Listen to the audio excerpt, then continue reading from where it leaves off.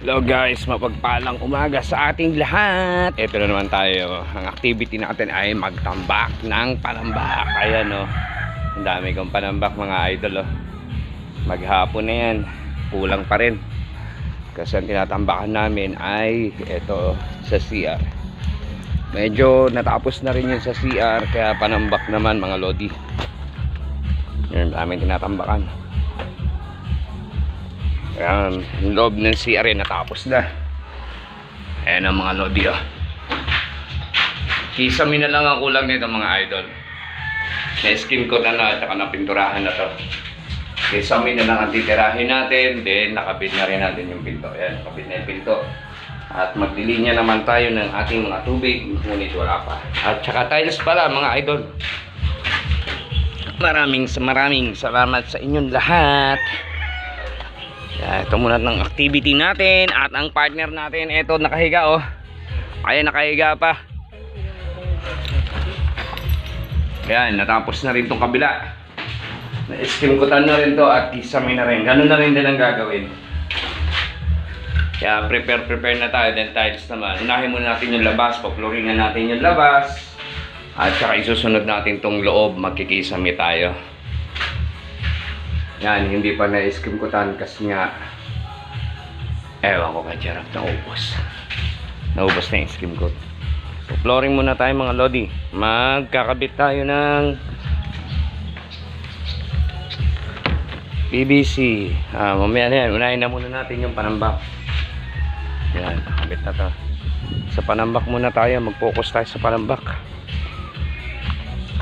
Pagpalang Biyernes sa ating lahat. Shoutout pala kay bro Dongski at sa mga bro ko dyan, sa mga guardian dyan, kahit iba-ibang bracket natin. Shoutout sa inyo lahat at mapagpalang umaga sa ating lahat.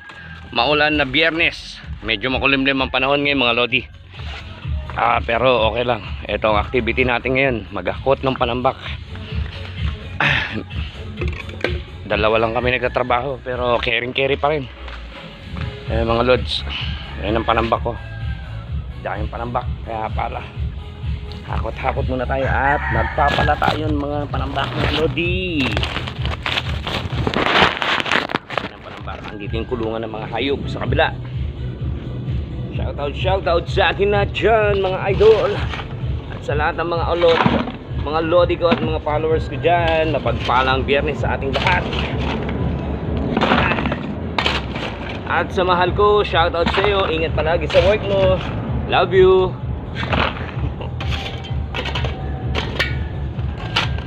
Konti na lang activity natin mga lods. Panambak.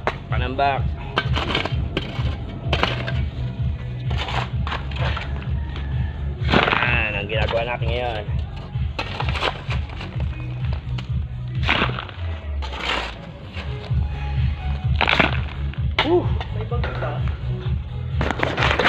Hindi ko alam kung may bagyo. Medyo makulimlim ang panahon ngayon mga idol.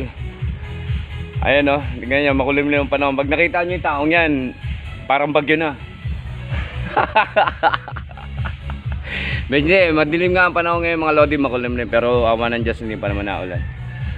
Ito ang activity namin, kaya wag naman sanang umulan. At mag-iingat kayo mga lodi, lalo na sa mga bulubundukin at mga lapit sa karagatan. Iwas po tayo. Ay pag ganito ang mga panahon, mataas ang tubig sa dagat. At sa mga bundok, baka ingat po sa mga landslide ha. Shoutout pala dyan sa mga followers ko na OFW at saka sa mga followers ko na mga sikat na ngayon at sumasahod na.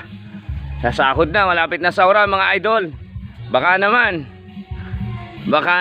lalo na kay Steel One at kay Boss Bugito. Galingan mo pa yung pagkakanta mo.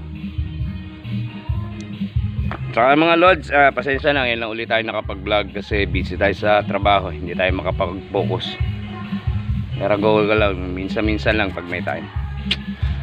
Dito muna kayo mga lods, dito muna ako at ito unahin natin ang panambak at itong aking partner si Jerome. Endangered species na yan mga idol. Yan, endangered species na yan. Shoutout pala sa pamilya niya at sa asawa niya. At sa Mapayapa, sa Saint Vincent na Mapayapa, shoutout po. At saka sa mga bro ko dyan sa Bulacan at sa mga ibang parating ng ating bayan. Shoutout po, mabuhay ang guardian. Shoutout po, bye bye.